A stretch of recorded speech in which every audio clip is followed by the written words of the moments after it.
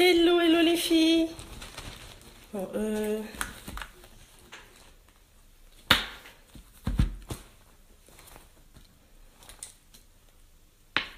dites-moi si vous me voyez, si vous m'entendez.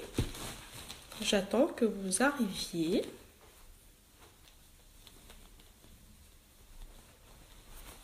Aujourd'hui, on va parler d'immobilier locatif pour avoir des revenus alternatifs. Voilà. Donc, faites-moi signe quand vous arrivez.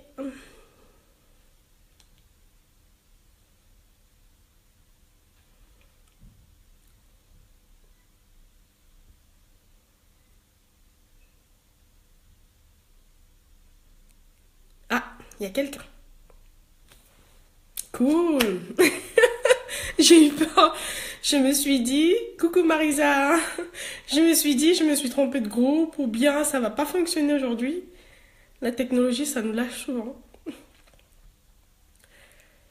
Donc,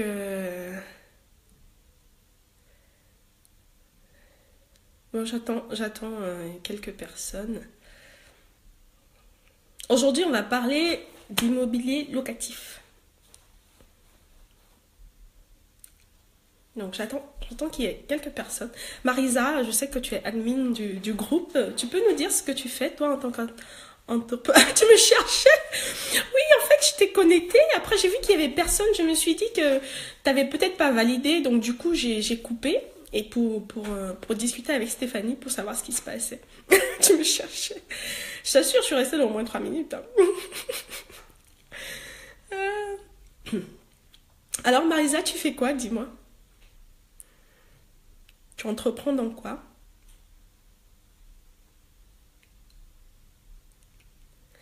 Est-ce que le titre se voit, Marisa? Le titre du live, est-ce qu'il se voit? Parce que moi, je ne le vois pas du coup sur mon portable. Coucou les filles! Hello, hello, hello! C'est mon premier live dans le groupe. On va parler d'immobilier locatif. Donc, si vous êtes là, dites-moi d'où vous êtes. La star, Stéphanie, tu me tues. Donc, dites-moi d'où vous êtes. Nana Benz. Nana Benz. Je sais pas de quel pays tu es, mais j'adore ton nom, tout simplement. Bon, parce que on l'a lu dans les livres quand on était petite. Et moi, ce mot m'a marqué. Businesswoman, moi, ça me berce en tout cas. Pour moi, la femme, elle doit être une businesswoman, elle doit être une Nana Benz. Voilà. Donc, dites-moi du coup où vous êtes, d'où vous êtes et ce que vous entreprenez, vos pages, pour que tout le monde, pour qu'il y ait une connexion. Hein. Parce qu'en fait, souvent, Bruxelles, Marisa. Souvent, on met les pages, mais du coup, on n'a pas le temps de toutes liker. Je pense que c'est le moment, vu qu'on est toutes là. Bon, presque. Salut, Kelsia. Haïti, waouh, t'es loin, dis donc. Et tu entreprends dans quoi? Ben, dites-moi du coup, dans quoi vous entreprenez? Nana Benz, Allemagne. Mompreneur. Mais oui, mais dans quoi, Nana Benz?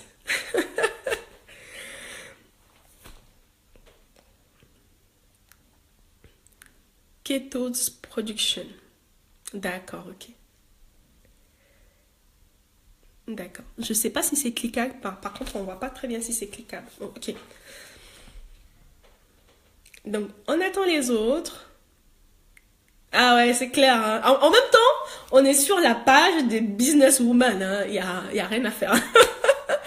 Alors moi, c'est une cliente qui m'a inscrite à ce groupe et je connaissais pas du tout. J'ai jamais même vu passer dans les dans le fil d'actualité et c'est juste génial. Il y a beaucoup d'interactions, c'est super, c'est bien quoi. Ah, dans les produits capillaires. Ah, ok, d'accord. Dans la production, d'accord. Oui, mais tu vas produire quoi? Alors, Nana Benz, le but d'une businesswoman, c'est d'avoir son pitch déjà bien brossé. Donc, tu me dis, depuis là, tu es en train de me donner des petits détails. Donne-moi le pitch, c'est quoi ton pitch? Qu'est-ce que tu vas faire? Tu vas nous aider à faire quoi?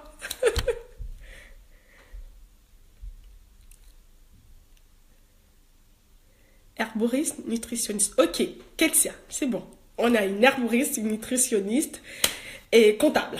Voilà, on sait au moins pourquoi on peut l'appeler. Nana Ben Chaton. Stéphanie, et toi tu fais quoi? Stéphanie dit lol. Donc,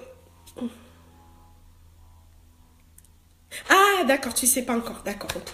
Tu prendras le temps d'étudier ce qui t'intéresse ou pas. Donc, on va normalement... Stéphanie m'a donné le timing, il ne faut pas que je dépasse et tout parce que vous me posez des questions après. Wedding planner pour Blondine. Et t'es dans quel pays, Blondine? Bonsoir, Waxou et tout. Ah ouais, pour les cheveux et la peau. Génial. T'as invité des copines Laetitia, je vais me cacher. Je vais me cacher.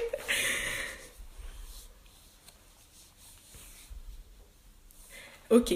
Alors, Nana Ben, c'est bien de faire, comme on dit, plus tu as d'activité, c'est sûr que plus tu as de revenus, comment dire, tes revenus sont un peu dispersés, mieux c'est. Mais pour un premier temps, il vaut mieux te diriger vers quelque chose. Bref, on est là pour parler immobilier. Voilà, on est là pour parler immobilier aujourd'hui. Je ne sais pas si l'immobilier parle à quelqu'un. Est-ce que l'immobilier parle à quelqu'un, l'immobilier locatif, ça parle à quelqu'un? Donc aujourd'hui, en fait, on va parler immobilier locatif pour se faire des revenus alternatifs. Alors moi, c'est Daniel Chisambou. D'accord, ok. Ah, Laetitia Kitoko. Ça, c'est une belle sœur, ça. Ah, Kitoko. Mon mari est congolais, c'est pour ça que je dis ça. Donc, on va parler d'immobilier locatif. Oh, merci Marisa.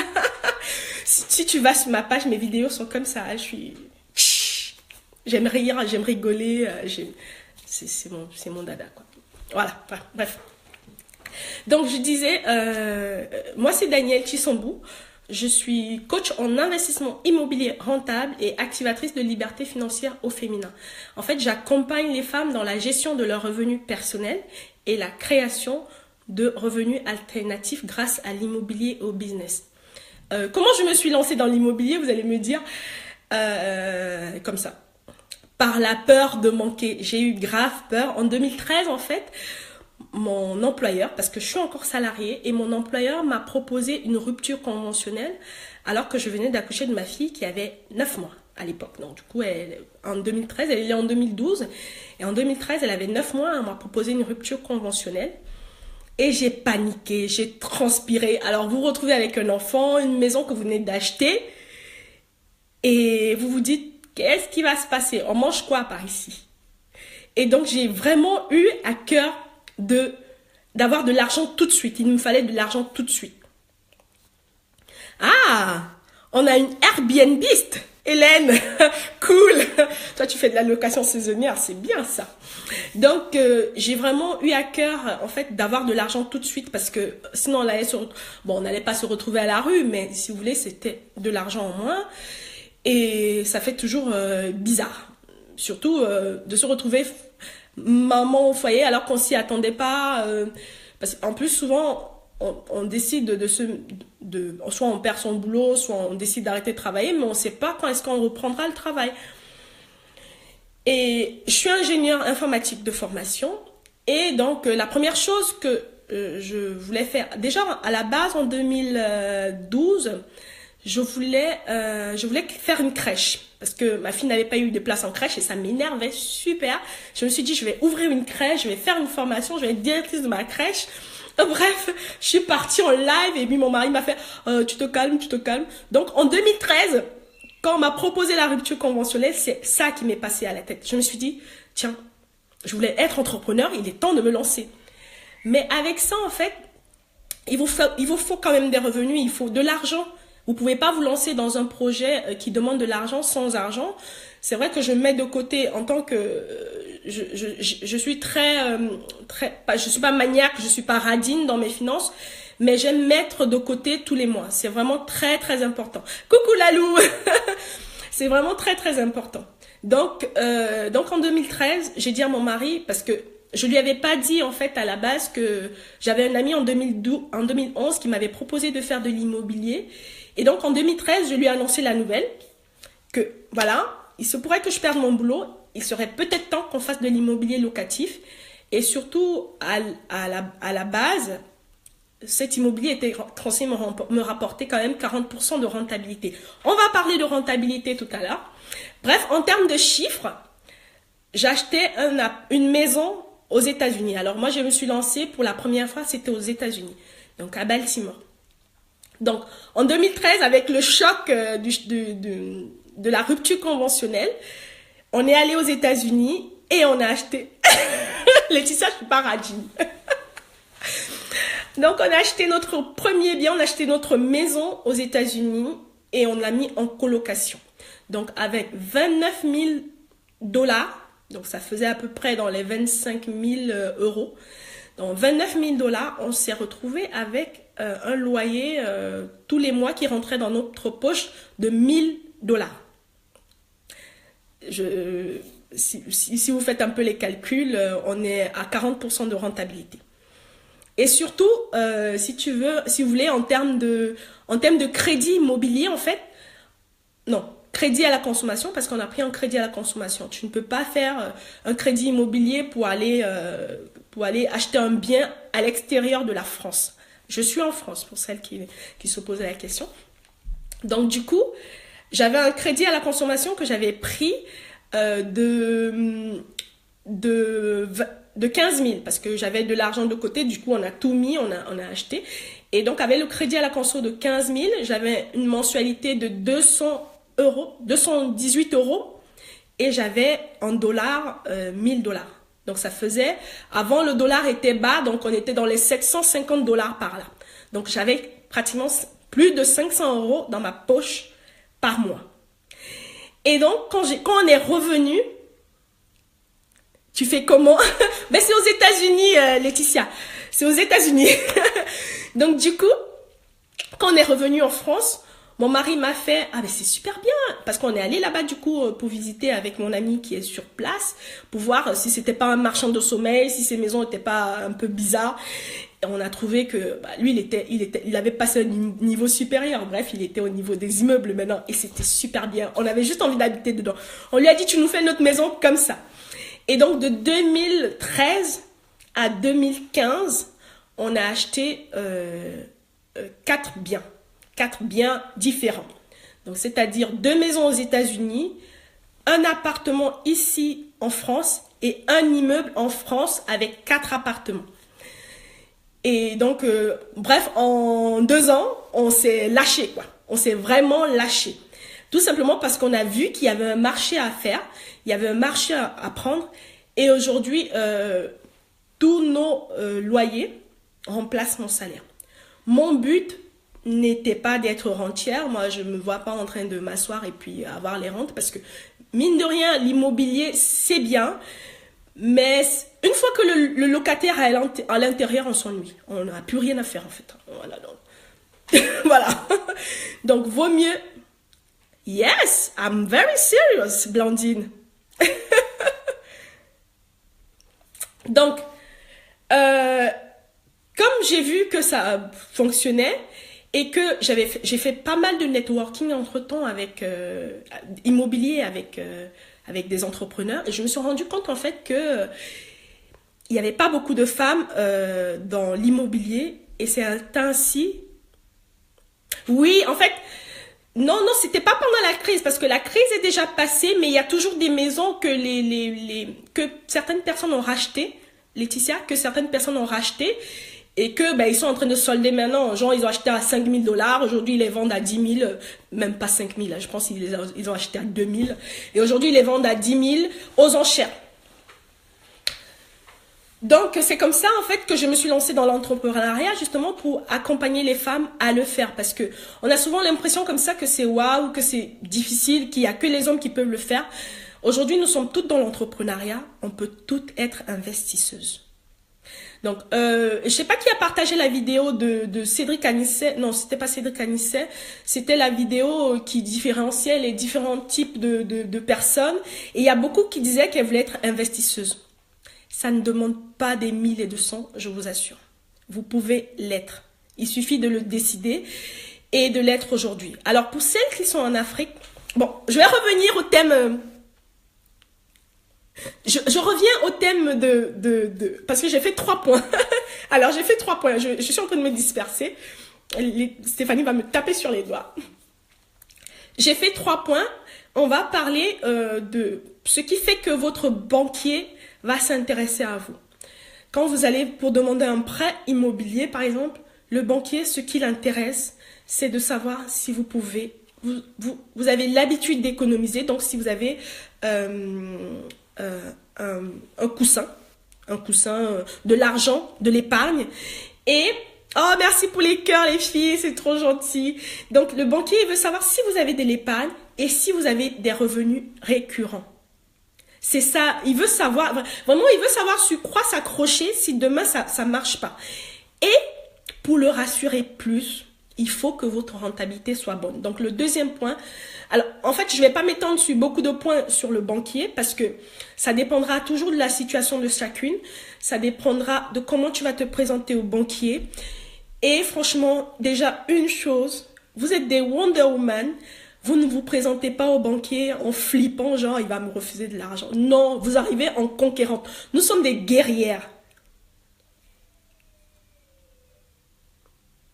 Voilà. Donc, merci Laetitia Ah, toi, tu es ma belle-sœur. Faut confirmer ce mot, confirme. Donc, le banquier, il a besoin de sécurité, mais surtout, n'arrivez pas comme si vous avez peur, comme si vous n'avez pas l'impression que... Parce que quand vous avez peur, il a l'impression que votre projet est flou, que vous-même, vous n'êtes pas sûr de vous. En même temps, c'est pareil, hein, quand vous rencontrez quelqu'un dans la rue et que vous n'êtes pas sûr de vous, la personne a peur de vous approcher parce qu'il se dit... qu'est-ce qui se passe, qu'est-ce qu'elle a? Donc, c'est pareil avec le banquier. Quand vous arrivez avec une certaine assurance, il vous accueille bien et il écoute ce que vous avez à dire. Donc, vraiment, les points essentiels, c'est des revenus récurrents. Donc, si aujourd'hui, vous êtes un entrepreneur, je sais pas moi, depuis 6 mois ou depuis 1 an, ça veut dire que versez-vous un salaire. Alors, pensez à vous verser un salaire parce qu'il y en a aussi qui mélangent leur entreprise avec leur revenu personnel. Mais pensez à faire des virements dans un compte à vous d'une certaine somme. La somme, c'est par rapport aussi à votre train de vie, bien sûr. Et de l'épargne. Alors, l'épargne, beaucoup diront 6 mois, beaucoup diront 3 mois, mais c'est vraiment un matelas financier pour ne pas vous retrouver dans la panade. Ensuite, la rentabilité. Il faut vraiment que votre bien soit rentable. Alors, comment on calcule une rentabilité? Vous allez me dire, la rentabilité, en fait, c'est les loyers multipliés par 12. Par exemple, on prend mon cas des États-Unis. Si vous avez 1000 € de loyer multiplié par 12, vous divisez par le prix d'achat, plus les frais de notaire, plus les frais d'agence. Si vous avez des travaux, voilà. Et donc, prix d'achat, frais de notaire et travaux, frais d'agence.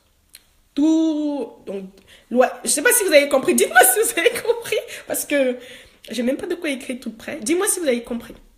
J'attends. On est 30, on peut avoir 2 ou 3 oui quand même, ou 2 ou 3 non. Donc, c'est comme ça que vous allez calculer votre rentabilité. Alors, la rentabilité, vaut mieux avoir une rentabilité supérieure à 8% quand même. Comme ça, au moins, on se sent bien. Voilà, on n'est pas trop mal. Ok, Fatou, bonjour Fatou. Fatou, elle a compris. Non, Gisèle n'a pas compris. Ok. Non, j'ai pas compris. Je sais pas.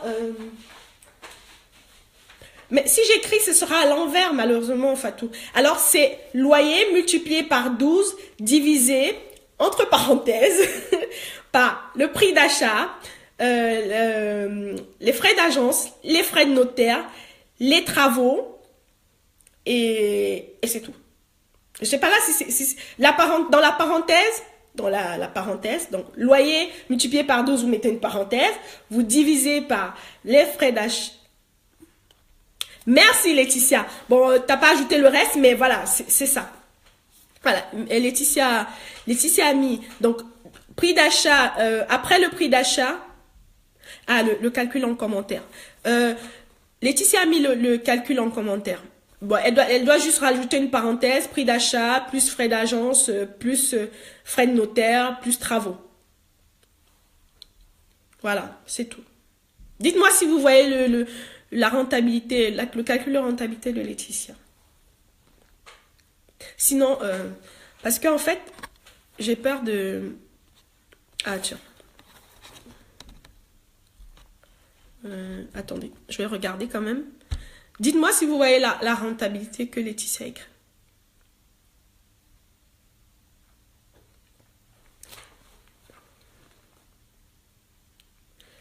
Aude. Bon, je vais essayer de remettre. Donc, alors, je suis en train d'écrire. Hein. Je suis en train d'écrire. Donnez-moi du temps. C'est pas facile. Alors, prix d'achat. Alors, prix d'achat, je mets PA. Prix d'achat, frais de notaire, je mets FN. Je ne sais pas si quelqu'un l'a déjà écrit, puisque je ne vois plus vos commentaires du coup. Frais d'agence, je mets FA. Plus, ouais, je cherche plus. Plus travaux, je mets TR, travaux. Voilà, c'est fini. Voilà. Voilà, là j'ai tout mis là. Donc votre rentabilité, il faut que votre rentabilité soit au minimum de 8%. Alors, c'est vrai que la rentabilité est importante, mais le cash flow doit être soit de 0, franchement, soit de 0, soit supérieur. Il faut qu'il soit supérieur ou égal à 0. Comme ça, vous créez un patrimoine sans y mettre de l'argent. Je sais qu'aujourd'hui en France, on nous parle du Pinel à gauche, Pinel à droite. Dès que vous touchez 3 000 € de revenus, on vous diminue vos impôts. De rien, Gisèle. Non, pas de Pinel. Je sais qu'on a tous envie de diminuer nos impôts pour celles qui touchent de gros revenus, mais c'est pas la bonne astuce.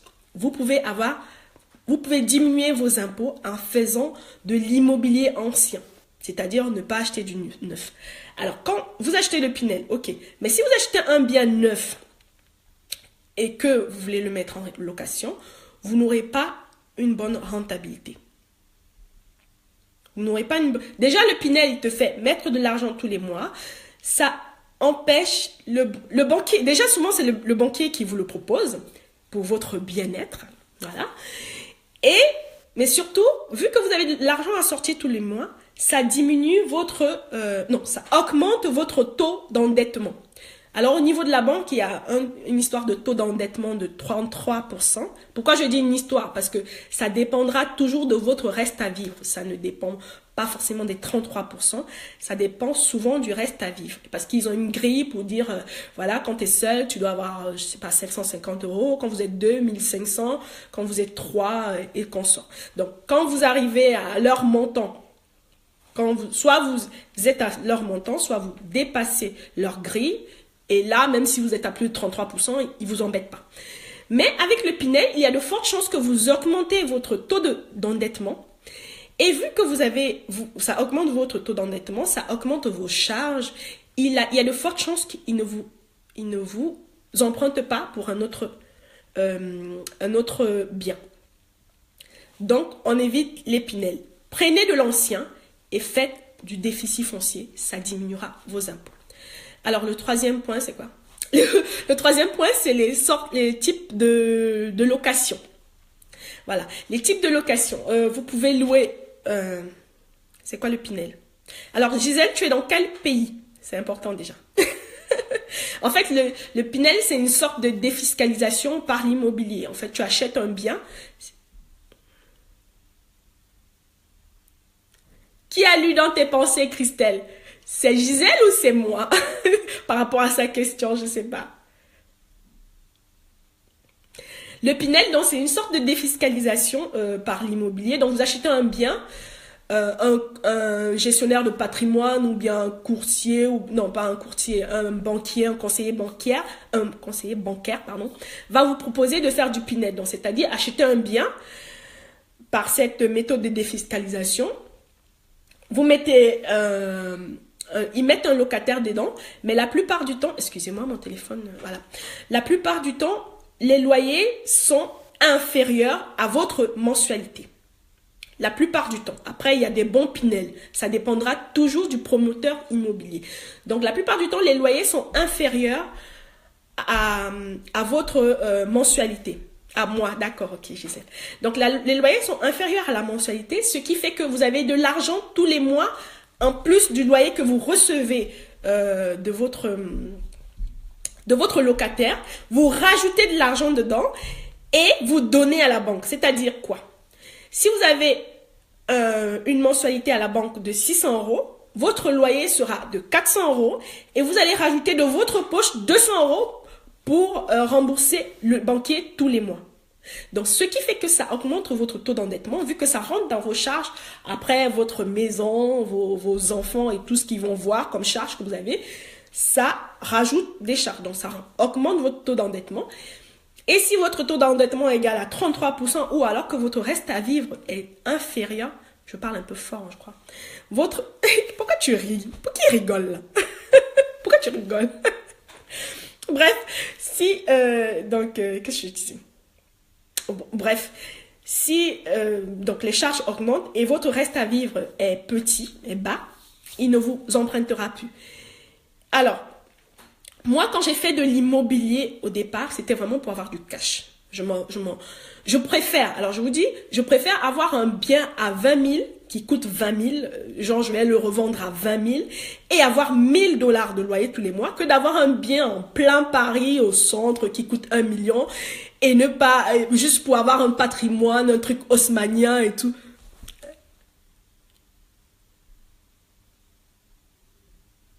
Banquier, ça...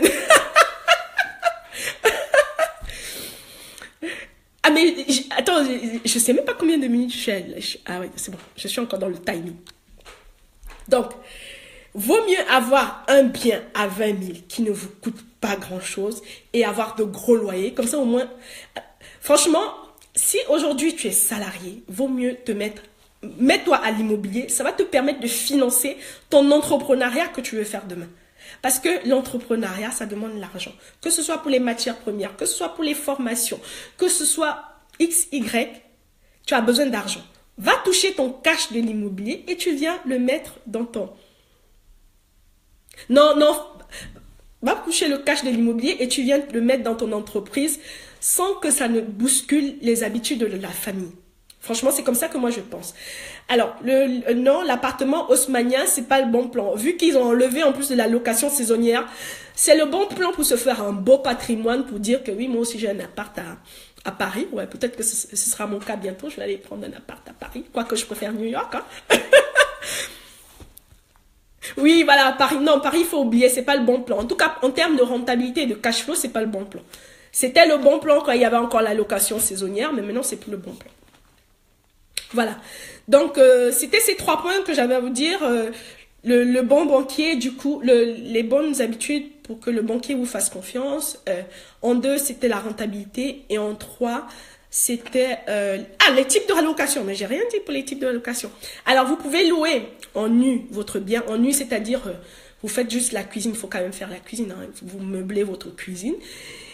Et c'est tout. Donc, lui, il vient avec le reste de ses affaires. Vous pouvez le faire en meublé, c'est-à-dire vous meublez tout, vous mettez tout, le lit, les fauteuils, tout, bien meublé, quoi. Lui, il arrive juste avec sa valise et tout est prêt. Vous pouvez aussi faire de la location saisonnière, c'est-à-dire comme il y en a une qui le fait, je sais plus qui c'est pas Laetitia. Il y a Hélène qui fait de la location saisonnière, c'est-à-dire vous louez aux gens qui ne sont pas de votre ville, qui viennent. Alors on a souvent l'impression que la location saisonnière c'est que pour les touristes qui viennent. Non, c'est pas vrai, parce que moi aujourd'hui j'ai mon immeuble à Saint-Quentin, dans l'Aisne, dans le 02. Il y a des gens qui viennent en mission de l'Alsace. pour rester pendant un mois et ils repartent. Donc ça n'a rien à voir. C'est pas forcément pour du tourisme. Voilà. Et il y a la colocation. Merci Lalou. Miss Colocation est là. Alors Nani, t'as pas compris. Alors les conditions pour il n'y a aucune condition pour acheter aux USA. Franchement, tu prends ta carte. Pardon. Tu prends ta carte, tu vas, tu prends ton avion, tu vas, tu achètes et puis tu reviens. Tu cherches juste quelqu'un qui va gérer ton bien. Il faut juste trouver quelqu'un qui va gérer ton bien et te donner de l'argent. Après, il faut bien sûr acheter. Tu vas pas acheter à New York. New York, c'est comme Paris. La renta, voilà. Quoique eux, au moins, ils acceptent la location saisonnière, je crois. Donc, moi, franchement, j'ai acheté dans un coin perdu, quoi. C'est pas un coin super huppé. C'était juste pour avoir de l'argent. Si ton loyer est moins cher, comment fais-tu? C'est-à-dire quoi? Je n'ai pas compris.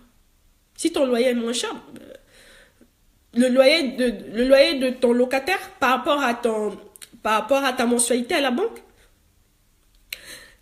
Si ton loyer est bas par rapport à la mensualité que tu dois donner à la banque, ça veut dire que tu n'as pas fait une très très bonne affaire. Ça veut dire que, ça veut dire que tu sors de l'argent pour donner à la banque. Ça veut dire que quelque part, ton taux d'endettement a augmenté. Et le banquier aura du mal à te faire confiance pour te refaire un nouveau prêt. Voilà, c'est ça. C'est comme dit Lalou, tu t'es planté. Voilà les filles. Donc, j'attends vos questions. Si vous avez plein de questions, j'attends. J'étais vraiment contente de ce live. C'était pas mal. C'est la première fois dans un de mes lives que j'ai 25 personnes. Hein. Oula, j'ai même eu 30 tout à l'heure, je crois. Le marché USA est-il saturé? Non, je crois pas. Non, je crois pas. Alors, il y a quelqu'un qui dit c'est ce que j'expliquais. Oui, d'accord. Okay.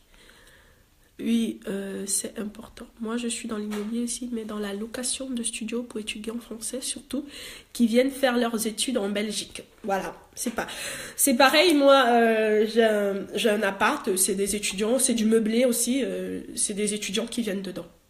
Vive Daniel, Lalou. Lalou, qu'est-ce que tu veux?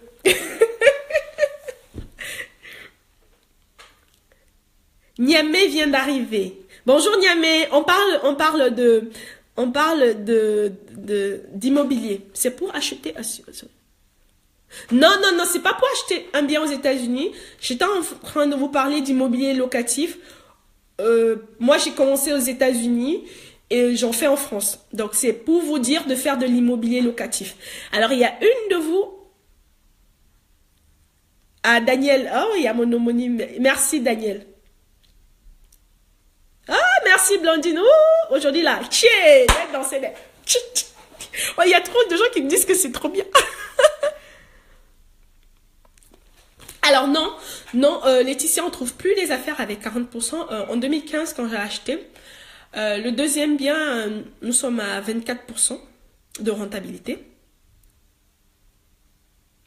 Ah oui. Attends, c'est qui? Aya, vaut mieux acheter en province. Hein. Oui, en effet. Donc, oui, il y a toujours des bonnes affaires. Attends, qui m'a posé la question? Je sais plus qui m'a posé la question.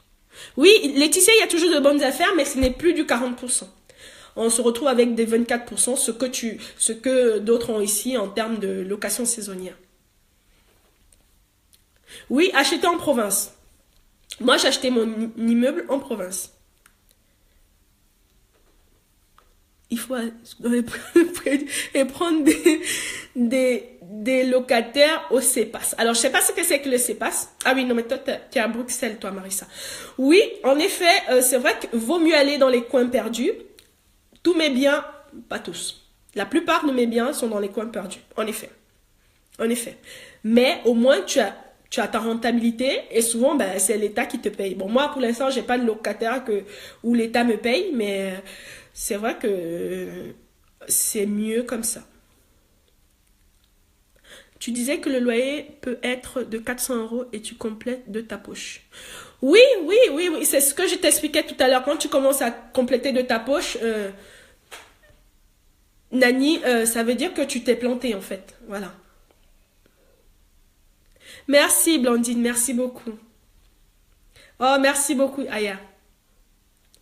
Et dans d'autres pays, comme lequel? Alors, ce que je vous ai expliqué là, en termes de rentabilité, en termes de banque, en termes de location, c'est praticable dans tous les pays. Est-ce que dans tous les pays, on peut avoir des rentabilités? Est-ce qu'on peut avoir du cash flow? En Afrique, franchement, au Congo, la construction est super chère. La construction est super chère. On m'a fait un devis à 40 millions avec un loyer, je sais pas, de 200 000 euros. Je crois pas que je pense pas que ça rembourse mon emprunt, hein. Et je suis même pas à 10, je pense pas être à 10% de rentabilité, hein. Mais toutes ces formes de location, oh là là là là là là, toutes ces formes de location sont faisables partout. Voilà. Alors, il y a plein de questions. Désolée les filles. Qu'est-ce qui se passe? Alors, il y a une question à laquelle je n'ai pas répondu. Alors, attendez juste 2 minutes. J'essaie de retrouver la question. Tu n'as pas répondu. Tu as des contacts à nous donner pour les États-Unis? Désolé, mon contact aux États-Unis, il est super busy. Vous connaissez les Américains. Il me l'a fait parce que c'est mon ami d'enfance. Donc, franchement, désolé, j'ai pas de contact des États-Unis pour vous aider. Mais franchement, si vous êtes en Europe, vous pouvez très très bien le faire. Il y a Lalou qui le fait, il y a plein d'entrepreneurs qui le font. Moi, je le fais.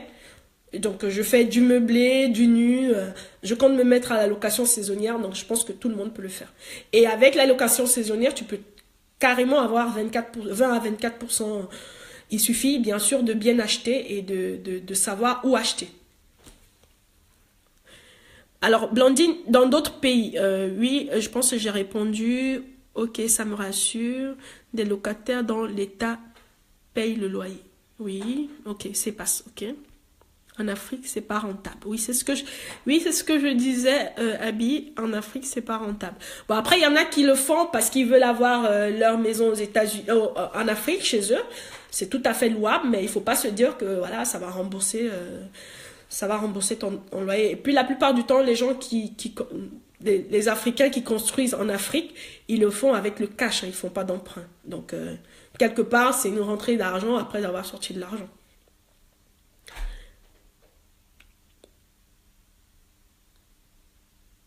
Ah, mais 10-15%, c'est déjà bien, hein, Laetitia. Non, mais 10%, moi, je trouve que c'est déjà bien. Si ça te fait un bon cash flow, je trouve que c'est bien. Moi, je suis en France et je suis d'origine camerounaise. Et donc, je parlais du Congo tout à l'heure parce que mon mari est congolais. Et pour la paperasse, tu gères tout. Ah oui, la paperasse, tu m'étonnes. Ah oui, c'est important.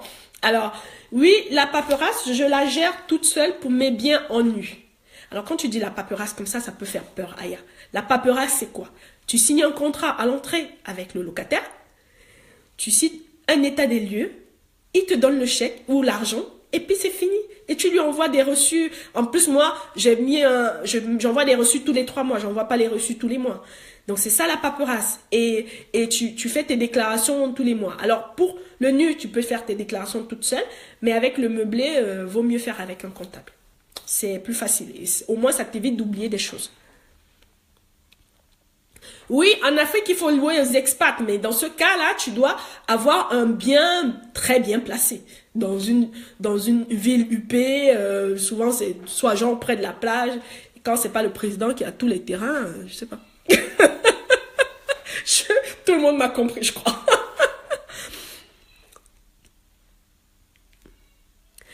Oui, en effet, je suis toujours salariée et du coup, je suis entrepreneur aussi. J'ai créé ma boîte l'année dernière. Alors, je voulais rajouter une chose, les filles. Je voulais vous rajouter une chose parce que j'aimerais que vous le compreniez. C'est vrai, tout le monde a compris là, ça rigole, ça rigole. J'aimerais que vous le compreniez. Nous sommes entrepreneuses. Je ne sais pas si on dit entrepreneur ou non entrepreneuse, mais je pense qu'on dit entrepreneuse aussi. Nous sommes entrepreneuses et nous devons faire les choses claires, les choses proprement, les choses droites. Si vous décidez aujourd'hui d'être entrepreneuse, vous avez 3 mois pour ouvrir votre boîte. C'est très, très important. Pourquoi je vous dis ça? Tout simplement parce que on a souvent tendance à miser petit. On fait des trucs genre, ouais, je vais faire deux boucles d'oreilles aujourd'hui, je vais faire 3 demain. Et puis vous vous retrouvez avec une grosse commande. Vous ne pouvez pas gérer. Ou alors si vous pouvez gérer, vous ne pouvez pas donner de facture. Ça, c'est vraiment dommage. Et une fois que vous ne pouvez pas donner de facture à quelqu'un qui a besoin de déduire ses charges, vous perdez le marché. C'est vraiment important. Moi, en fait, quand je me suis lancée, c'est vrai que j'aurais pu faire comme ça, j'y ai pas pensé un instant, tout simplement parce que mon premier client était un entrepreneur. Il voulait que je gère ses finances et il m'a dit, je te paye, j'ai besoin d'une facture. Donc, je t'ai obligé de créer une boîte. Donc, aujourd'hui, si vous n'avez pas de boîte, vous n'avez pas d'entreprise avec un numéro SIRET, vous êtes susceptible de perdre des contrats. Aujourd'hui, il y a des designers super bien que je ne peux pas prendre pour faire mes designs sur ma page, tout simplement parce qu'ils n'ont pas n'ont pas de boîte, je ne peux pas déduire mes charges alors qu'ils travaillent super bien. On a vraiment tendance à minimiser souvent ce qu'on fait parce que je peux comprendre, hein, ça vient aussi souvent pour celles qui sont africaines de notre culture. On avait des mamans qui sont super actives, elles font toujours plein de choses sans forcément bien cadrer le truc parce que ouais, elles font de l'argent, elles font des nanabels quoi, elles font de l'argent. Mais en Europe, c'est pas ça. Les gens veulent déduire tout. Ils veulent même le stylo, même la télécommande qu'ils veulent acheter, ils veulent déduire. Et c'est tout à fait normal parce que les charges en Europe sont très importantes. Donc, si vous ne pouvez pas lui faire une facture, il s'en va. Il va chercher quelqu'un qui va faire une facture. Il préfère même prendre un boulot à peu près et avoir une facture que de prendre un bon boulot et ne pas avoir de facture. Voilà. J'avais besoin de rajouter ce détail. Me demandez pas pourquoi. Mais... Non, je sais pourquoi, parce que vraiment, je vois des copines à moi qui ont du mal, elles se demandent si elles doivent le faire ou pas. Et j'ai beau leur dire, fais-le. Elles disent, non, je vais attendre que l'argent rentre. Mais à force, on peut se retrouver dans une situation... voilà. Vous avez quelques questions encore? Alors, Blandine, merci pour ces détails. C'est exactement ce que je voulais savoir. Ouais, d'accord, ok. Je sais pas. Ok. Donc, si vous n'avez plus d'autres questions... Donc, pour celles qui veulent vraiment... évitons du brouillon. Voilà, c'est ça. Évitons le brouillon, Marisa. Vraiment, pour toutes celles qui ont besoin de plus de détails, bon, inbox, Daniel Chissambo. Je suis à votre disposition. Donc, je fais des accompagnements, j'ai des programmes en ligne. Et alors, vous imaginez, mon premier client en termes de finances, c'était un entrepreneur. Quand j'ai fait mon programme sur l'immobilier, j'avais deux entrepreneuses dans le groupe. Elles m'ont demandé des factures. Tu fais des factures? C'est la première chose qu'elles m'ont demandé. Tu fais des factures? J'ai dit, oui. Voilà.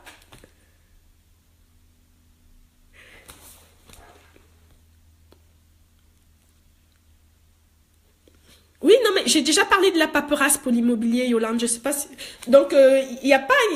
C'est pas une affaire de paperasse. Tu prends un prêt. Bon, c'est vrai qu'au niveau du notaire, c'est le notaire qui fait toute la paperasse. Toi, t'arrives, tu signes. Et maintenant, en plus, ils font ça avec la tablette. Et les notaires sont high-tech. Ils font ça avec la tablette. Donc, c'est ça, la paperasse. Quand tu dis paperasse, comme ça, on a l'impression que c'est vraiment lourd. Comment tu peux nous aider? Donc, Marisa, comment je peux vous aider? Alors, je fais des accompagnements individuels. Je fais des programmes sur l'immobilier et les finances parce que, en fait, je fais pas que des programmes sur l'immobilier. J'ai besoin de savoir c'est quoi la situation financière de chacune avant de se lancer. Parce que ce que je propose à quelqu'un qui a des grosses finances, je ne le proposerai pas à quelqu'un qui n'a pas assez de finances. Donc, dans le programme en ligne que je fais, il y a la partie financière et il y a la partie immobilière. Et je fais des accompagnements aussi individuels. Voilà. Ok, je mettrai le lien après, Marisa. Nani dit qu'elle va pas me lâcher. Au secours, on va me séquestrer. Bonne continuation. Merci Gisèle, merci beaucoup. Faudrait investir pour remplir les règles. C'est-à-dire quoi remplir les règles, Yolande? Quand on est entrepreneur, on investit pour remplir les règles. Je n'ai pas trop bien compris. Je suppose que c'est Nani qui est en train de rigoler. Non, après, tu fais comme tu sens. Je sais pas, je comprends pas trop bien. Tu te demandes, Yolande, si tu dois investir avant de devenir entrepreneur? Non, pas forcément.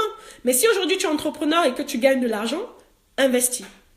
Investir dans l'immobilier, ça te permettra d'avoir du cash et faire fructifier ton entreprise sans te mettre la corde au cou.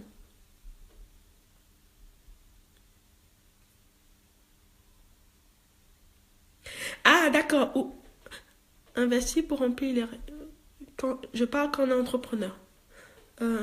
C'est-à-dire ouvrir sa boîte dans les normes avec tout ce que ça comporte.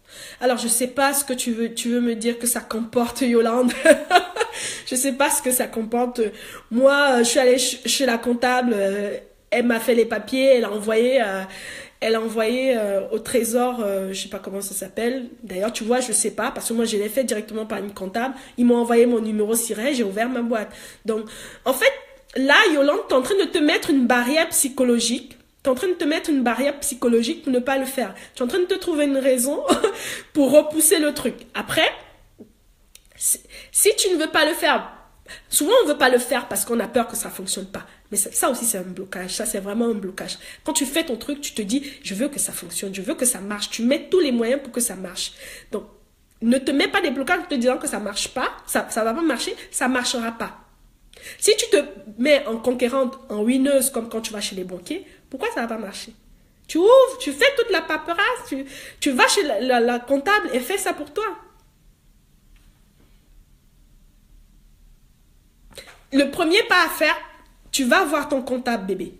Bébé. On dirait mon mari. Tu vas voir ton comptable. Tu vas voir ton comptable et tu lui poses des questions qui ont trait à ton activité que tu veux faire. Et elle te dira déjà quel statut prendre. C'est vraiment important, les filles. Vous n'allez pas et puis vous dites, ouais, je veux SASU ou bien je veux SAS ou bien Par rapport à ce que tu veux faire, par rapport à qui tu veux mettre dans ton entreprise, ton comptable te dira quel statut prendre et comment. Il va te demander comment tu veux, qu'est-ce que tu veux vendre et il va donner un titre, une fonction à ton entreprise. Je ne sais pas si on dit une fonction, mais bref, un titre à ton entreprise. Genre, ta qualification, qu'est-ce que tu fais? Yolande est dans quel pays? Je ne sais pas, Yolande est dans quel pays?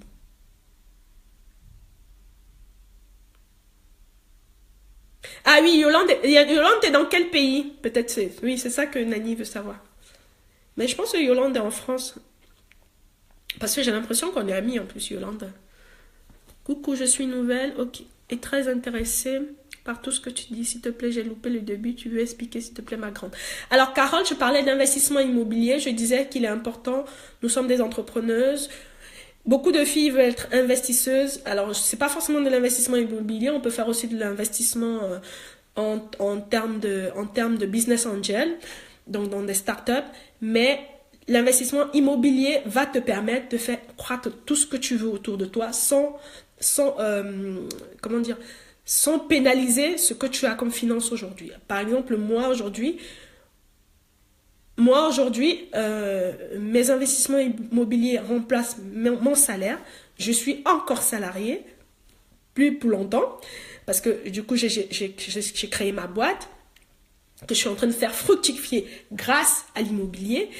Donc, avec l'immobilier, une fois que tu sais comment investir avec de l'immobilier qui va te rapporter du cash, tu peux faire tout ce que tu veux autour. Voilà, c'est ce que je suis en train de dire. En plus de ça, ça te crée du patrimoine. Et Carole, Marisa dit que Carole, tu suivras un peu. Yolande est en Allemagne. En Allemagne, Yolande, je ne sais pas si tu veux faire de l'investissement immobilier, mais ça fonctionne très bien. Voilà, le live restera sur la page. Voilà les filles. En tant que maman de 2 enfants et en tant qu'épouse, je vais aller cuisiner. Non, j'ai déjà cuisiné. Bon, il faut que tout le monde mange. Voilà. Merci beaucoup vraiment pour votre participation. Vous avez été super magnifique. Merci beaucoup. Bisous, bisous les filles. Si vous avez des questions, si vous avez, vous m'écrivez sur ma page, il n'y a pas de souci. Donc, du coup, je mettrai ma page dans les commentaires. Vous vous moquez de moi. Vous vous moquez de moi. Ça sont les célibataires là qui sont en train de rigoler. On va voir, on va voir. Merci beaucoup, merci les filles. Bye bye. Je vous embrasse, bisous, bisous. C'était mon premier live et si vous avez des questions, ce sera peut-être pas le dernier. Ciao, ciao. Oh, il y a un bébé qui me dit que je suis formidable. Oh, j'ai même pas envie de vous laisser. Oh, c'est trop bien, c'est trop génial. C'est trop génial. Je sais pas si je vais partager ça sur ma page. C'est quand même un moment particulier entre go. Hein. Je me disais que j'allais partager ça sur ma page. Je vais voir, je vais voir. Est-ce qu'il mérite même ça, ma page? Bref, il y a déjà quelques filles de ma page qui sont là, donc. Allez les filles, ciao, ciao. Bisous. Merci pour les cas.